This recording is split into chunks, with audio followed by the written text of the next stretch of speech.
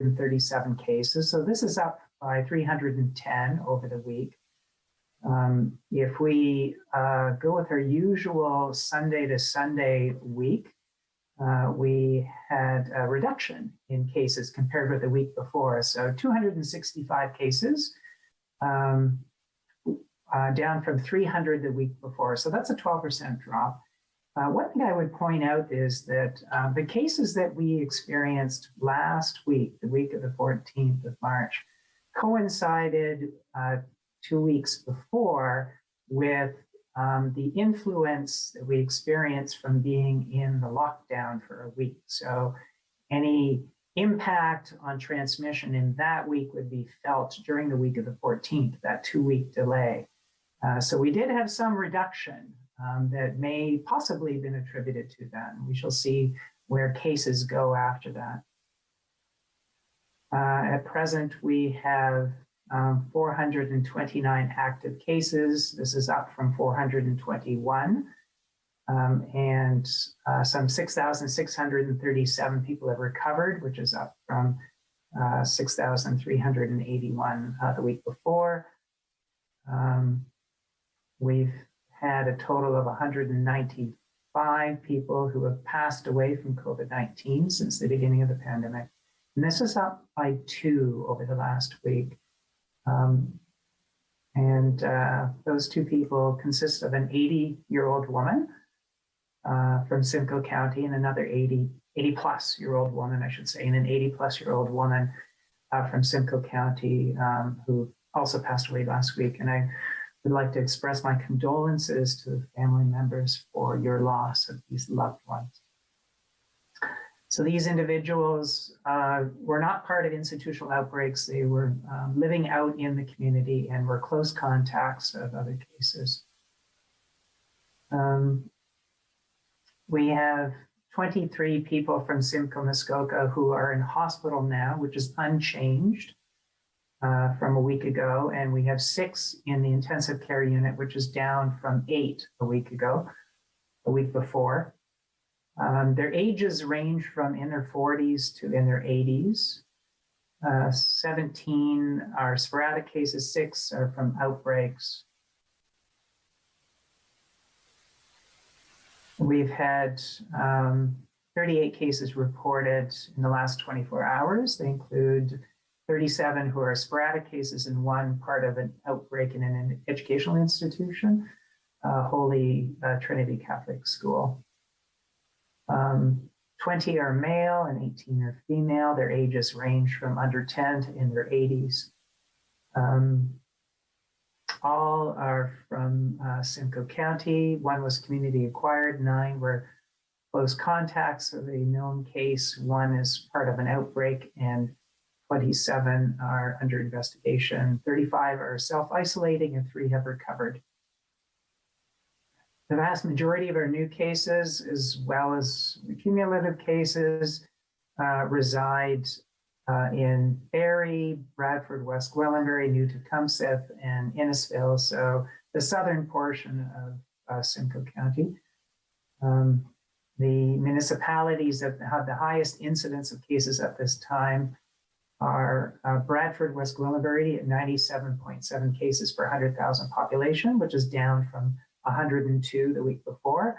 New Tecumseth at 75 cases per 100,000 population per week, which is up from 53 the week before.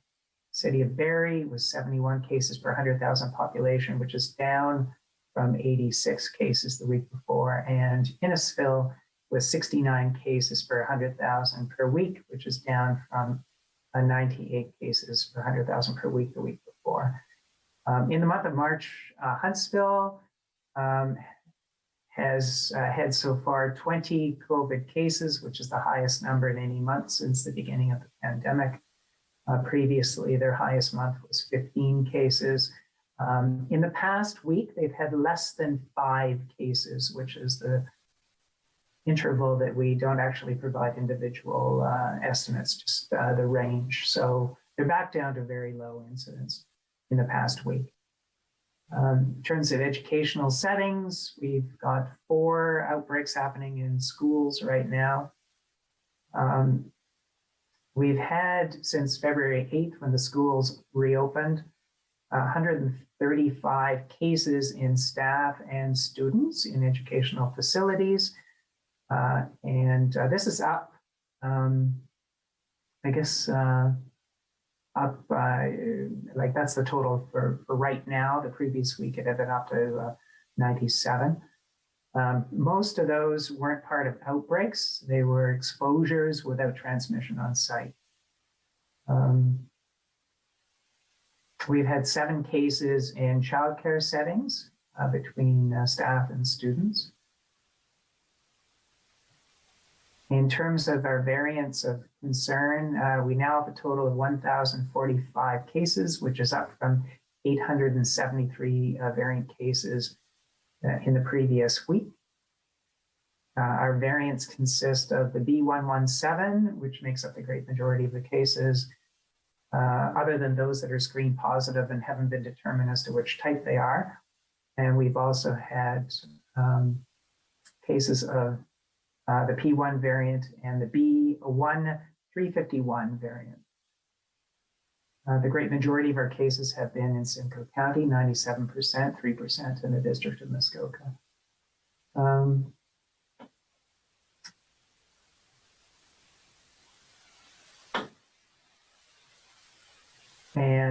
The percent of our cases that are of all of our cases that become identified as variants of concern continues to rise. So in the past week, it was 78%. Actually, so far this current week, 78%. The week of March the 14th, it was 77%. So continuing to rise. As we had expected, we expected that it would these variants of concern would come to completely dominate our COVID cases. If we look at all of our cases, not just those that are variants of concern, and we look at the outbreaks, we now have 13 outbreaks, which is up from 11 a week ago.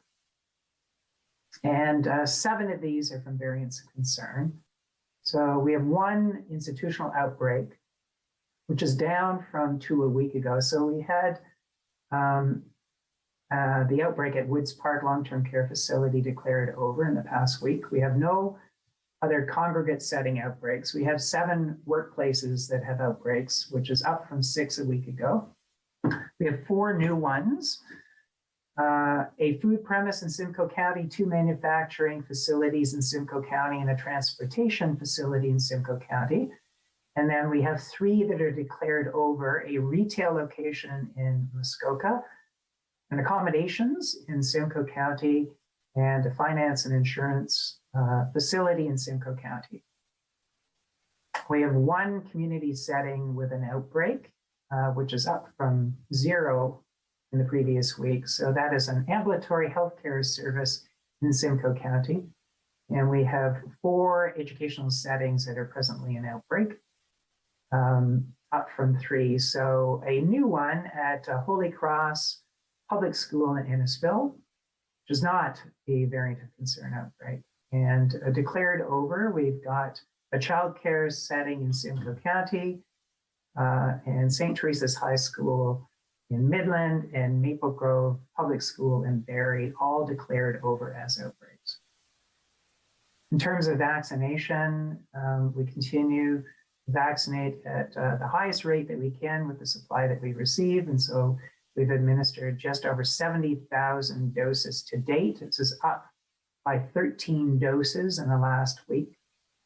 This includes 17,285 people who've received both doses of their vaccine, so they're fully immunized. It's worth, I think, noting that for the most part, we are delaying second doses for most individuals out to 16 weeks in keeping with provincial direction. And this is to allow us to get to more people more quickly to get them their first vaccination. We've also provided over 3,000 AstraZeneca doses administered through family health teams in Simcoe, Muskoka to their patients.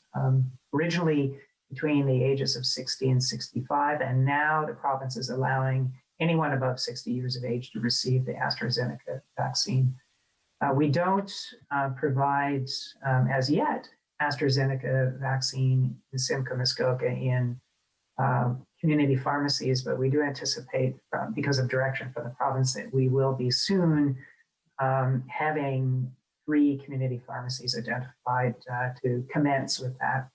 And we also anticipate that we'll continue to get AstraZeneca vaccine to provide for our family health teams. We don't know the date in which the next shipment will arrive as yet. So if we look at the priority groups with regards to their vaccination, for adults who are 80 years of age and older, so far we've immunized over 11,000 people, which is 49% of this population, with a single dose. We also have done bookings for people in our clinics in the days and weeks to come. And if we look at everybody in our population who's above 75 years of age, between those that are vaccinated and those who are booked, we'll have accounted for 80% of the population in that age group, from 75 up. And most, if we look at those that are 80 and above, we don't know exactly what percentage, but we feel that it's very close to 100% of that age group that is either immunized or booked to get immunized in the near future. So that is tremendous, just excellent to be in that position to protect these people who are most vulnerable from COVID-19. We also have the great majority of the residents in our long-term care facilities and our retirement homes having received their first dose of immunization and even their second dose of immunization. So over 95% receiving their first dose and over 88% receiving their second dose of immunization. And this is bearing fruit with regards to reduced outbreaks, reduced cases, and greatly reduced mortality in these homes now that they're well protected. We also have a high percentage of staff who are protected.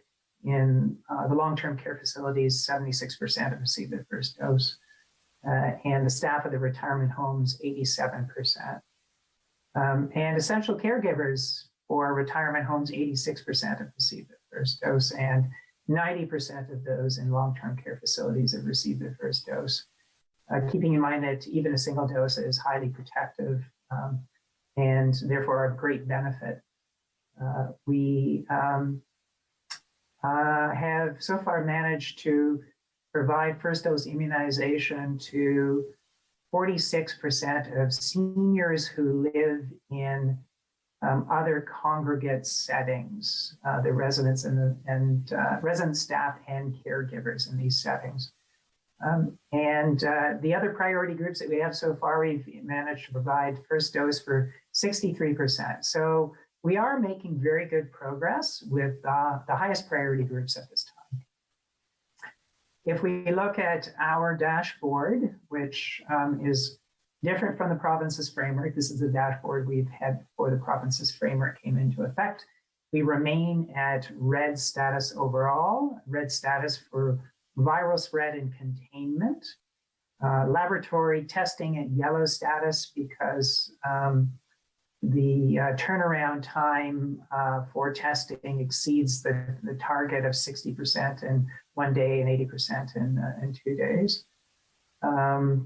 The healthcare system capacity remains in yellow with regards to acute bed occupancy overall, unrelated to COVID-19.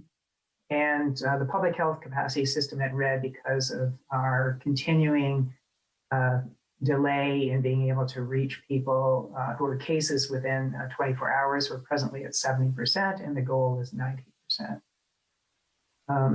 Testing in Simcoe, Muskoka is down as a percentage of the population. So 169 tests per 10,000 population over the week, as opposed to 186 the week before.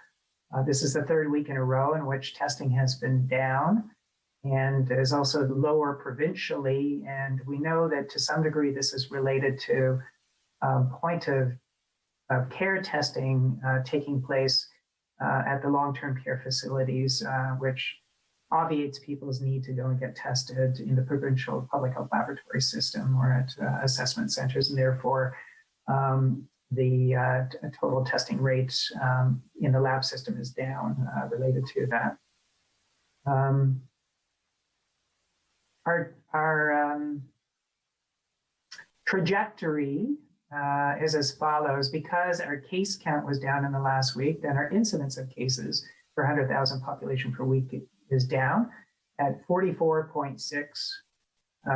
And the week before it had been 50.5. It's worth noting this definitely still keeps us in the red category, anything above 40. And also that the province's rate is going up. So we went down a bit while the province went up. So the province is now 74 cases per 100,000 population, up from 64.8. I personally would want to keep a close eye on what happens in the week to come.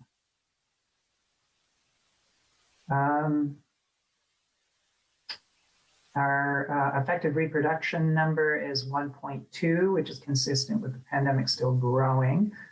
And that's very close to the province's rate of 1.1.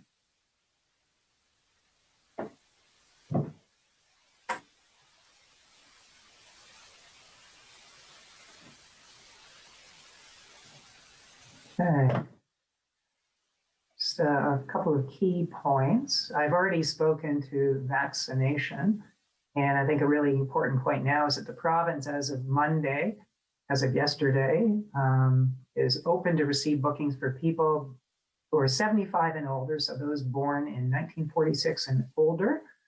And so we certainly encourage people to go ahead and do so, to book. We actually opened up availability on Friday for people in that age category in Simcoe, Muskoka, people who live here, whether primary or secondary residents, work here, or access their healthcare here. We invited to book, and so we had a number of bookings through the weekend related to that. And since that time, further bookings have happened through the provincial booking system. There were some glitches over the weekend, which resulted in an excess in appointments being booked at the beginnings of some of our clinics, leading to lineups at the very beginning of the day. We've made the province aware of this, and our understanding is that has now been corrected. And we worked very hard when that did happen in order to be able to get those people through and get their immunization. But we certainly encourage people to not form a line, essentially. So don't come early, come 10 minutes before your appointment so that we can avoid lines. This is an important infection control strategy. If you have lines that are very short, people well spaced, and people don't get exposed to each other as a control measure, one of our key public health control measures. So come 10 minutes before your appointment time. We don't accept drop-ins. People do have to have an appointment to come in, and please bring some proof of your eligibility. So your health card with regards to your age, and if you are in one of the other priority groups, not based on age, that you bring some evidence of yourself in that priority group if you have it, such as proof of where you work. For those who are otherwise priority, but not based on age, then the booking will have to be done through our pre-registration system on our website or by phoning us. And so we have people who are eligible through their employment as frontline healthcare workers, emergency service providers providing emergency health care, adult recipients of chronic home care, essential caregivers to someone in a long-term care facility or retirement home, Indigenous adults and their household members. And now we have a new group, and that is faith leaders who through their work have close contact with people with end-of-life care or pastoral care to vulnerable populations or in vulnerable settings. And we will be getting out written communication to members of the faith community to invite them to pre-register on our website in order to receive vaccination. And if you find that you have some issue or have trouble with our website, you can phone us as well. Today we have 4 clinics happening. One at our Sperling Drive site in Barrie, in Huntsville at the Summit Center, in Alliston, and in Aurelia. And as I said before, we've got 13 community sites established, working through various days in the week. And people certainly know when and where to go if you pre-register and book in order to have an appointment to receive immunization. There are many people who have expressed concern about the increased interval to the second dose. So as of March the 10th, the province had directed that we postpone all second dose bookings with certain exceptions to 16 weeks after the first dose. And the major reason for this is to allow us to get to more people more quickly with their first dose. There is research that supports the conclusion that in this way we can help reduce transmission of COVID-19, help deaths, serious illnesses, and for that matter, I believe, help get us to a place where there's a much higher degree of control of the disease, lower transmission, and potentially sooner ability to relax public health measures and go back to a better way of living. So I do encourage people to be aware of that with regards to the rationale for extending out the booking to 16 weeks, that there is benefit not just to those who receive the vaccine, but to us all that this happen. In the very near future, I'm going to be issuing an order under the Health Protection and Promotion Act, a Section 22 order to help provide further protection for temporary foreign workers on farms. So this is something that I did last spring as well, because of the large numbers of outbreaks and the very large number of people who had been affected by those outbreaks on farms because of close working and living conditions. So we are reissuing that order in order to safeguard those individuals. And these, of course, are people who provide us ultimately with the food that we eat. And it's very important that we protect them. And they have been quite vulnerable to infection. So the order that I'm putting out now is to help to achieve that. In addition to that, when we move on to phase 2 of our immunization strategy, which will come up in the near future, into that phase, we will be getting to the point that we're providing immunization to essential workers who cannot work remotely, and temporary foreign workers would certainly be in that group. But anyway, my order at this time has content that, once released, has content that is as follows. It will require that they be given proper accommodations to carry out their quarantine of 14 days upon arrival in Canada, that the number of workers who have shared accommodations be limited in any one building, and that there be sufficient spacing in those buildings to reduce the potential for transmission, that cohorts of workers be kept together rather than working with larger groups to contain any transmission so that it doesn't become widespread, that those who are traveling would, if they're traveling in the same vehicle, would have appropriate mask use and open window to allow fresh air and distancing as much as possible within the vehicle, once again to reduce transmission, that there be active daily screening for symptoms and isolation and follow-up and testing for those who develop or screen positive for symptoms, And also ensuring that the workers understand their rights and entitlements and are supported with access to health services and other supports if they become ill. So the following questions from the media. York Region just announced they will be vaccinating people 70 and older. When will SMDHU open up to this age group? And I would say that we will do so very soon. We will announce this. It will be in the very near future. Regarding the very Meridian Police anti-lockdown protests, these people were making up a very large gathering, not wearing masks, vowing to come every week. Is this not against regulations of gatherings?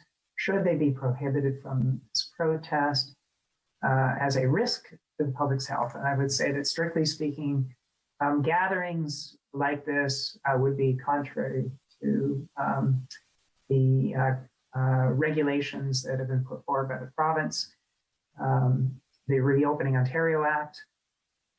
When we had protests happening a year ago with regards to Black Lives Matter and other issues, as a health unit, we put out recommendations for a reduced risk for protests. They did include physical distancing to be organized within the event and the use of masks and self-exclusion with individuals with symptoms. If in fact we got protests now that are not abiding by that, then that is indeed a risk situation that's happening. A gathering that would be the potential for transmission of COVID-19. And so as a health unit, we are in communication with the Barrie Police with regards to how that could be mitigated. The province has opened up restaurants for more indoor dining. Why isn't the same being done for youth sports where exercise is so important for their health and wellness? So first off, I would totally agree that physical activity in sports is important for the well-being of everybody, including youth. It does need to be done in a safe way. We have had outbreaks associated with youth sports in the past. We've certainly had outbreaks associated with restaurants in the past. And although the province has relaxed its requirements for restaurants, I would say that this was done of their own choosing, and that it would be contrary to what I would advise, that in fact they needed at this time with increasing case counts across the province and the very real potential of a third wave happening.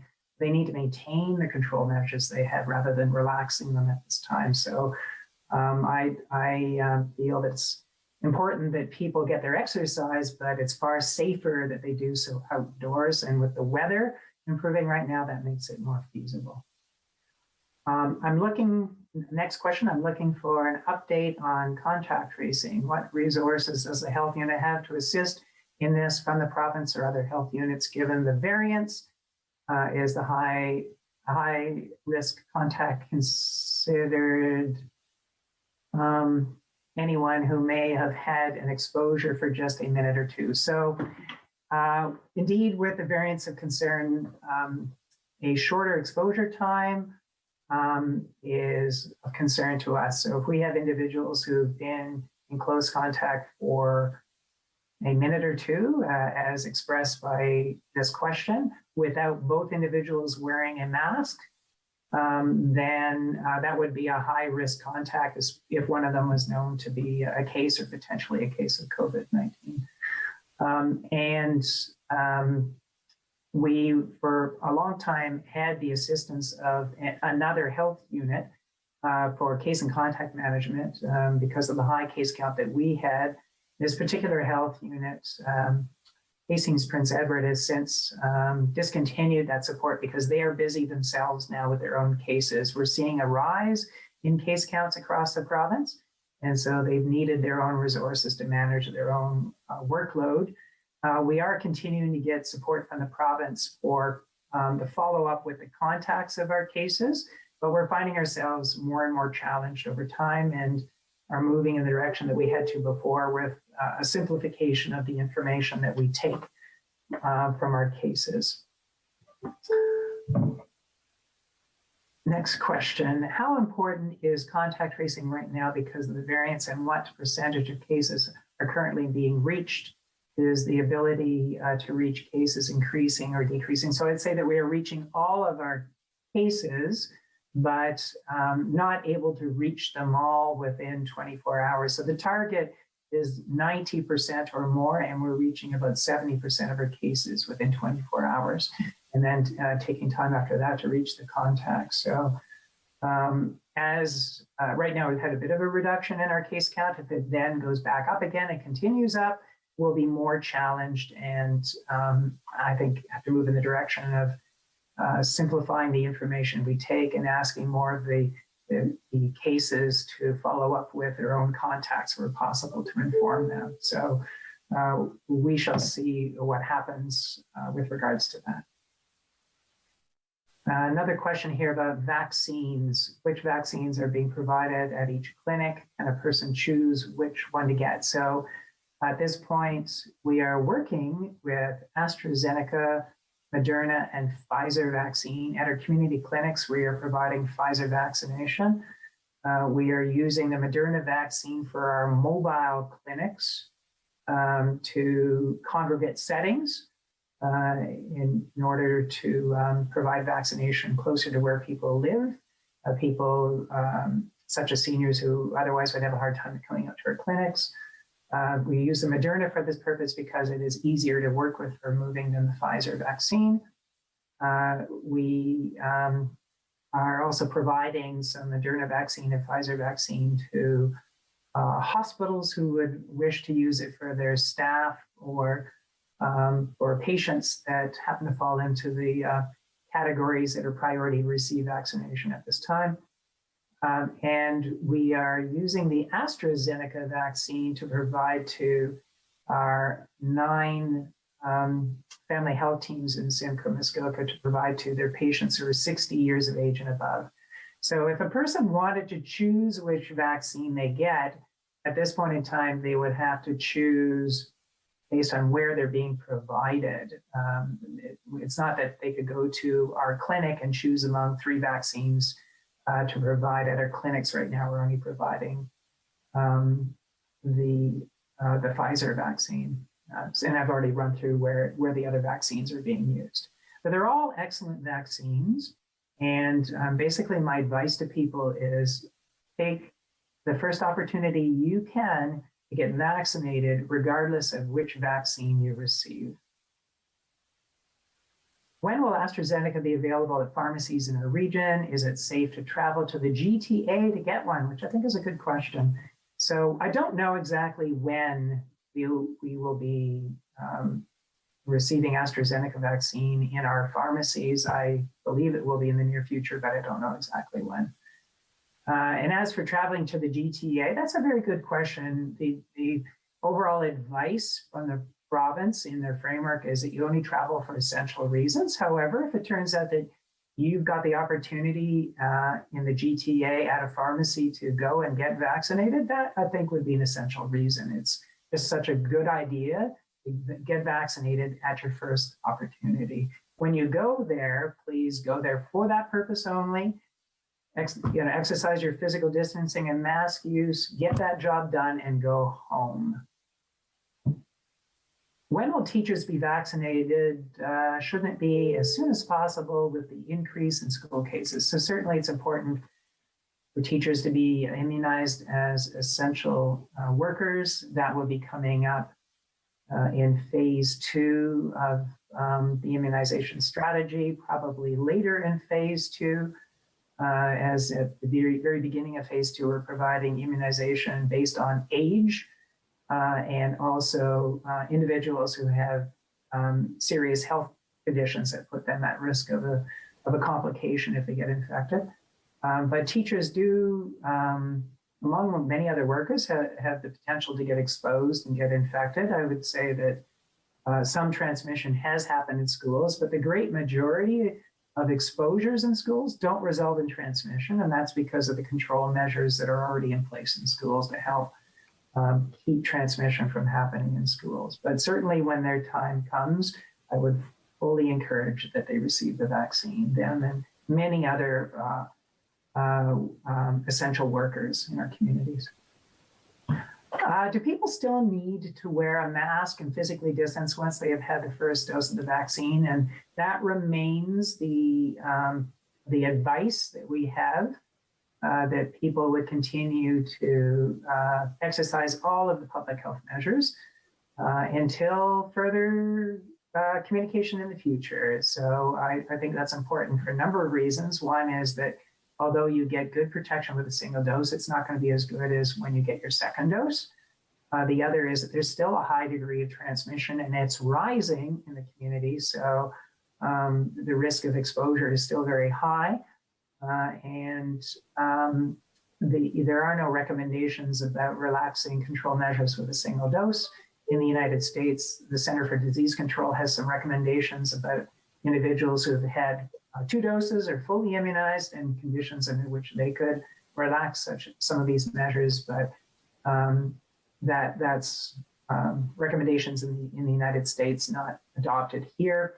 And it will be some time to come before we're in a position where a large portion of the population has been fully immunized, given that we are delaying second dose to 16 weeks. We're delaying it in order to get more people their first dose sooner and help prevent transmission and save lives. But it also means that it's going to be quite a while into the summer before we get a large portion of the population that's fully immunized.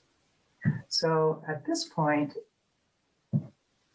I would be happy to take questions. Okay, thank you very much, Dr. Gardner. We're going to start with Mark Claremont from Muskoka, please.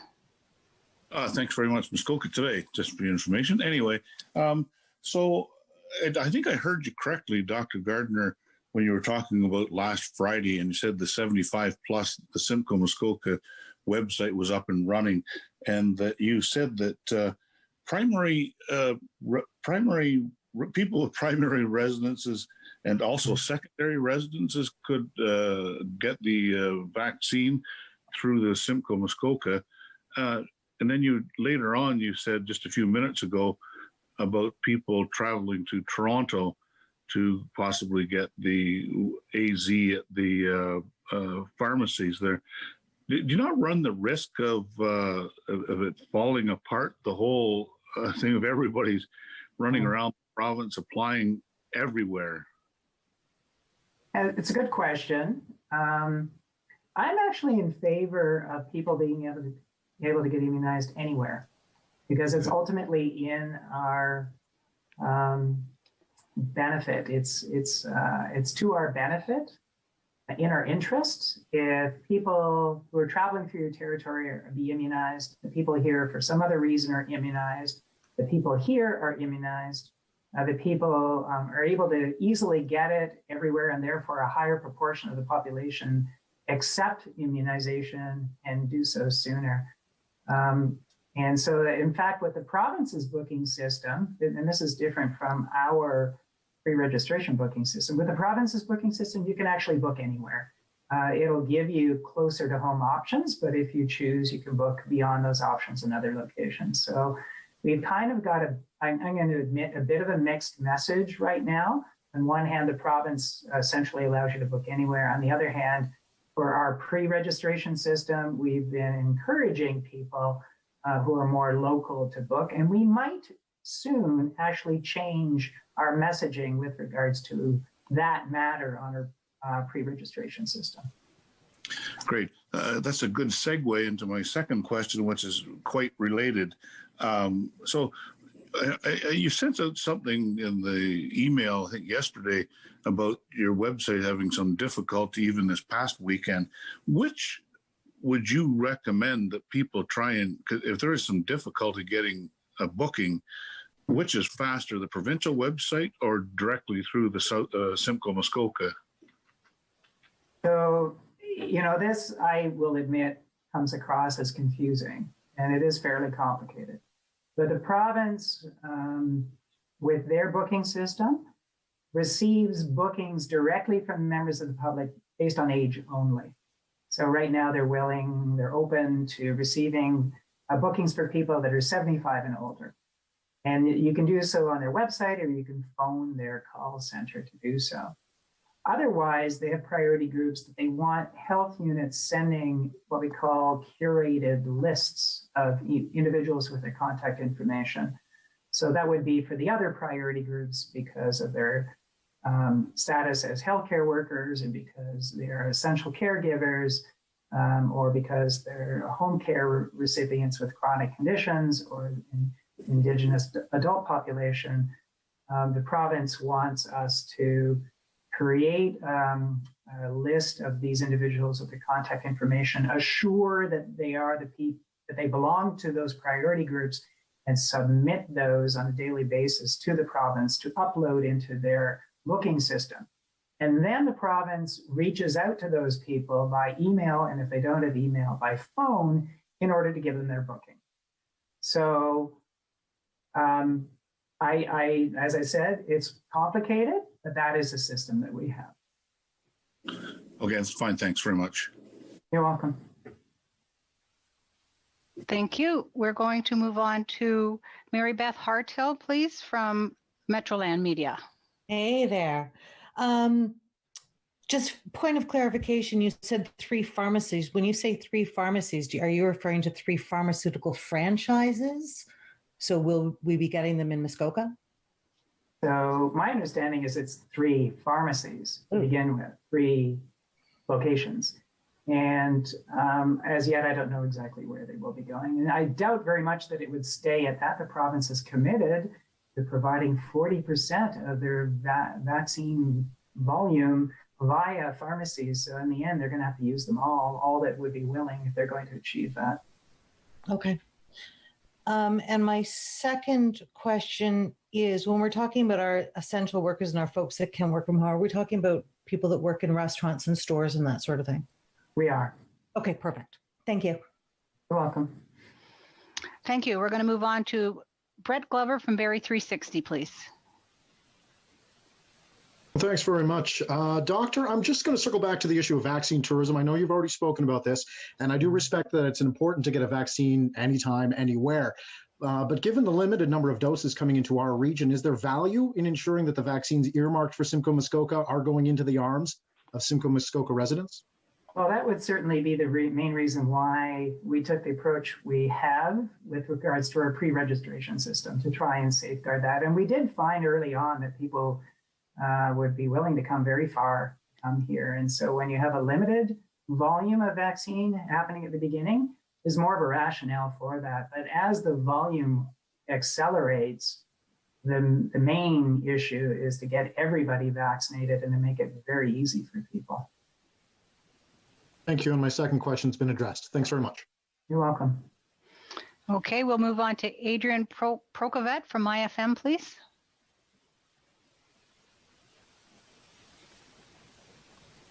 Adrian, are you unmuting? Okay, we'll come back to Adrian. I know she is on the line. Dawn Huddlestone from Huntsville Doppler, please. Thanks, Leslie. Dr. Gardner, we've heard from our local council that they're preparing a larger space for a vaccine clinic. I'm wondering if you have any indication when we might see an influx of vaccines that would allow for them to use that space. So is this the 2 spaces that we already are using, or is this another location? Currently, there's a clinic at the Active Living Center, which is a small portion of the Canada Summit Center, but they've told us that they're looking at opening up the floor of one of the arenas to accommodate up to 400 vaccines per day. Well, I think that's marvelous. We've already had this week essentially a tripling of the volume of vaccine coming through. So this is a key week for us. More of it coming later in the week than at the very beginning of the week. And after that, we're anticipating, I think, stabilization for a while before it goes up further. But if we're going to get to the point that we're needing to immunize between 4,000 to 7,000 people a day over a 4 to 6 month period to get the job done, we're going to need more. We're going to need more yet. Essentially, another doubling the amount of vaccine to get to the point that we're completing the job in that period of time. Okay, so just to clarify, it will be some time yet before we're seeing those numbers. I think so, because I haven't seen it yet in the projections that they provided to us that take you into April. Great, thank you. You're welcome. We will go on to Erica Engel from Collingwood Today, please. Hello. My question is about lockdowns. I know the last sort of short lockdown we had, there were issues with compliance and protests. So I just wonder, as you look at numbers and contemplating restrictions in future, are you at all worried that the lockdown option will now be less effective because people are just tired of complying or don't want to close their businesses anymore? Yeah. So I think that's an excellent question. I could repeat the question because you were a little low and maybe everybody didn't hear it, but it was, you can just tell me if I get this right.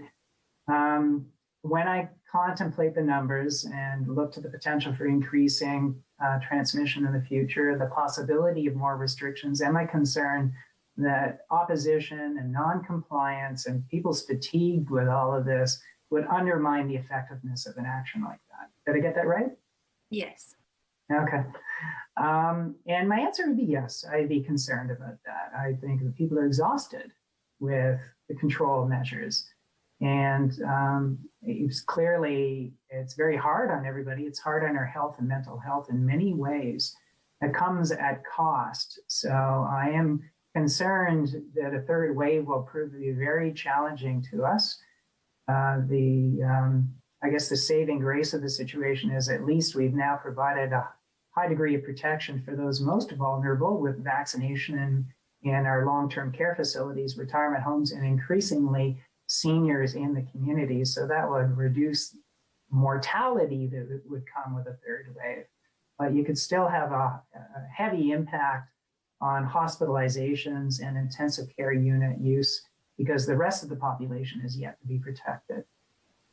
So I'm concerned about that. And I am concerned that having to go into more stringent controls or a lockdown would be opposed. It'd be very difficult to sustain.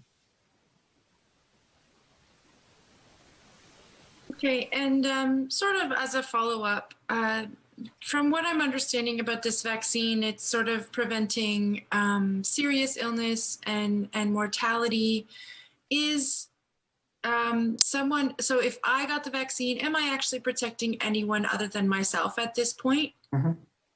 At this point, we still don't know the answer to that completely. We do know that these vaccines reduce what we call the viral load and viral shedding, the amount of virus in your body, and that correlates with transmission. If you have a lower viral load, you're less infectious overall. So in theory, you know, it's very likely you're reducing the risk of it, but we've yet to get the definitive answer with research to that question. Thank you. You're welcome. We'll go on to Matthew Riesler from Moose FM, please. My question's already been answered. Thank you. Thank you, Matthew. You're welcome. We will go on to Mark Bruneman from Barrie Today. Thank you. Doctor, can you address the importance of contact tracing with the variants of concerns and any, I know you touched on this a little bit, but if there are is any hope for any extra help or resources? So it is very important. It's one of those control measures that's been shown to be helpful, along with everything else that people do with the physical distancing and the stay at home and leaving only for essential purposes, and mask use and hand hygiene and all the control measures in work environments. That isolation of cases and follow up with their contacts and having them in isolation is important and effective. And also increasingly challenging for us to do with our limited resources as the case count goes up and as we also surge forward with immunization. We have to do all that we can to keep up the immunization because that ultimately is the way out of this situation. So we've done an unprecedented amount of hiring of staff, and most of them have gone to immunization, but some of them are going to case and contact management and outbreak management. So we're continuing to do recruitment where we can, and use the province's support for follow up with the contacts of the cases. Now, we've been doing this for a year. Surely people are familiar what is necessary. So does that, with your limited resources, is that more reliance on people's personal knowledge to, take the safety precautions and follow the instructions without necessarily all the help that they would have otherwise been getting from contact tracers? Well, we do find that, like, for example, in the midst of the second wave, that we had to rely on people to do a great deal. We would contact them once and tell them, your case, and help find from them who their contacts were and ask them to follow up with the contacts. So we had to rely on people a great deal when we were stretched to the limit in the second wave, and we shall see what comes with the third wave. Thank you. You're welcome. All right, we're going to try Adrian Prokovic again from IFM. All right, she's unable to join us there. We'll go on to Chris Simon from Very Advanced, please. I hear an echo. Yeah. Adrian, please hang up. All right. Can we go to Chris Simon from Very Advanced, please? We certainly can. Hi, Dr. Gardner. The City of Barrie sent out a press release today just noting that it was the 1-year anniversary since they've declared a state of emergency. Lots of other municipalities in the region did the same thing, within kind of days of each other. How has your relationship changed with these municipalities over the last year? And do you think that they've learned anything in particular by this pandemic? Well, I think we've all had to learn a great deal. Municipalities have been strong partners throughout. I've been meeting with the CAOs, who are the municipalities, weekly since late March of last year, if I recall correctly. So that too is coming up on an anniversary. The willingness of municipalities such as Barrie to view this as an emergency, declare it as an emergency, provide facilities such as assessment centers and vaccination locations, and personnel to prepare those sites has been critical. Their willingness to put in place some restrictions on public use of spaces to reduce transmission, such as beaches in the summer and other outdoor locations, has been very important. The changes that they've made to public transit to reduce transmission. The host would like everyone to mute your microphone. You can press star 6 to unmute. So maybe Christine, if you could mute that, that would be great. Okay. Anyway, the willingness of municipalities to do all of that's been absolutely critical. They've been steadfast in it all the way along. Many municipal leaders have been very helpful. Jeff Lehman, Mayor Lehman, has been very, very helpful, very supportive, very interested in the epidemiology, what's happening with the numbers and what it means, offering assistance.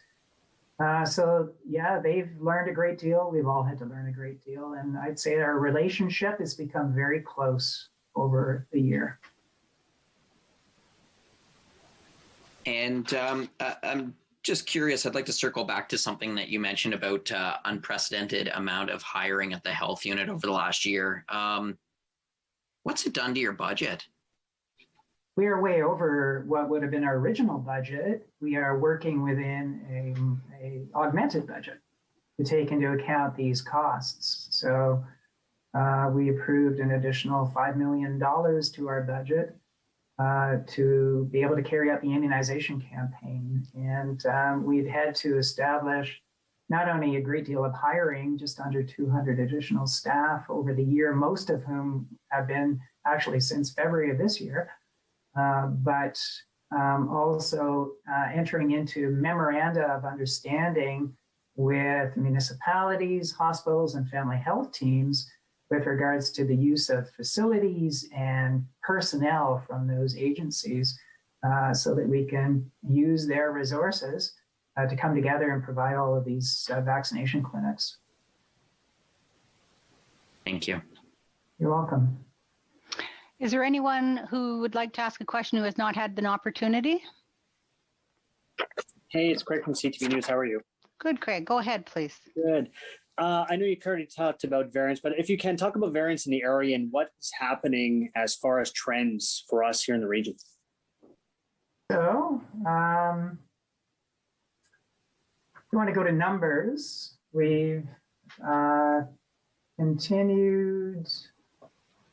So I'm just pulling up some data here.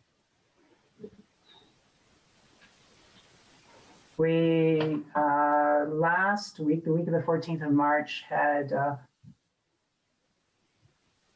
let's pull this in front of me, a total of 146 cases of variants of concern. The week before that was 172. The week before that was 112. So a certain amount of bouncing around, but definitely continuing to have variants of concern occurring throughout our district. Like I said, 97% of them have been in Simcoe County, the remainder in Muskoka. We're edging towards 80% of all of our variants of concern, of all of our COVID cases being variants of concern. So it's completely taking over. And the great majority of those are not associated with outbreaks or just transmission in households in the community with household contacts. About half of our outbreaks in the past week have been due to variants of concern. I think at this point, basically what we're looking at is considering that COVID-19 here is variants of concern, that the great majority are due to variants of concern. And so more and more, we're looking back to just the total case count rather than the subset of our cases that are variants of concern. So as I said, in the past week, our total case count went down a bit compared to the week before. Now that coincides 2 weeks before that with the transmission reduction that would have occurred with our week that we were in lockdown. So I think we need to watch very, very closely what comes in the week and the potential for an increase in transmission again in cases overall. Perfect. Thank you. You're welcome. Dr. Gardner, Adrienne Prokovet cannot get through on the phone and asked if I would read her question to you. Sure. The people administering the vaccines, have they received the vaccines themselves, first and second shot? They have received, depends on when they were immunized. Those who received immunization at the very beginning, back in December. At that point, we were providing immunization 21 to 27 days after the first dose, and so they would be fully immunized. Those that have been immunized most recently would only receive a single dose, awaiting 16 weeks for their second dose, in keeping with provincial direction. Okay, and her second question, the number of people who have tested positive for the variant of concern, is that a running total, or are they all the people on the waiting list for results and that's why the numbers keep getting bigger? I'm not sure if I understand the question. Yeah. The numbers that I give are the total to date, as well as week on week test positivity. So I try to break it down into both, what's been the total number that occurred throughout the whole time, and then what's happening last week versus the week before that versus the week before that, to show the pattern to see whether or not it's increasing from week to week or not. All right, and that's the end of her questions. One last call. Has anyone not had a chance to ask Dr. Gardner a question? All right, then I think we're completed our March 23rd media briefing. Thank you very much, Dr. Gardner. Thank you everyone for joining us, and it should be up on our YouTube channel within an hour. Thank you and goodbye, everybody. Thank you. Thank you. Thank you.